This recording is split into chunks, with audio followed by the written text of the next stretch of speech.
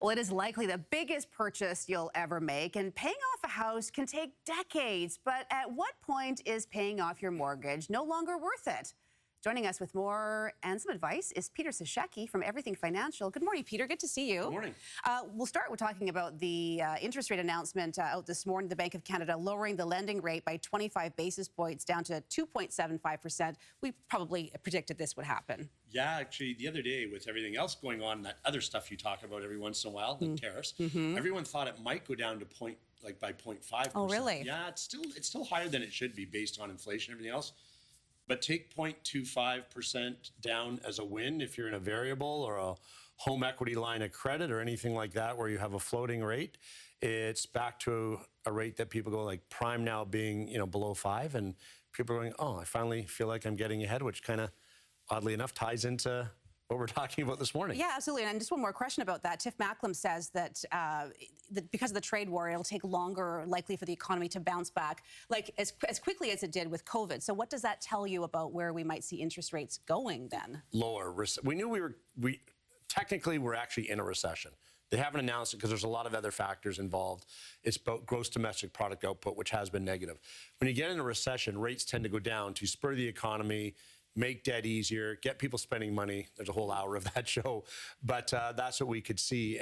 But slower downturn, slower upturn, not the quick bounce like we did with COVID. And there's nothing wrong with slow, sustainable, steady growth as the economy recovers later on this year and into 2026, hopefully. Right. So lower interest rates or whatever they are, wherever they're at, it might, people may be more likely to buy a home. They may want to pay off their mortgage. So they're going to be making decisions based on that. But this ties into the topic today. What does it mean to be house rich and cash poor? People might want to pay off their mortgage, but it might make a big difference financially for them. Who are they paying it off for? Like, why are you going crazy for 25, 30 years to pay off your house, especially here when you could look at it and then you're house rich, paid for, cash poor, nothing to retire on. You put everything into paying off the house. Instead, look at getting your house to a level, especially now interest rates going down, that could be a little more helpful, where your payment on your house, well, especially in this city, it's a lot better than what you might be paying in rent. So look at your house as maybe a very inexpensive rent payment. Don't work so hard at paying off the house completely. Get it to a manageable level so you're not house rich, cash poor, and have more money to live on to enjoy travel and the other things in life you've worked so hard for as you close in on retirement. So maybe making use of some of those reverse mortgages and that reverse kind of thing. Mortgage, and maybe we'll actually tie into that one next week, maybe because that's a longer topic.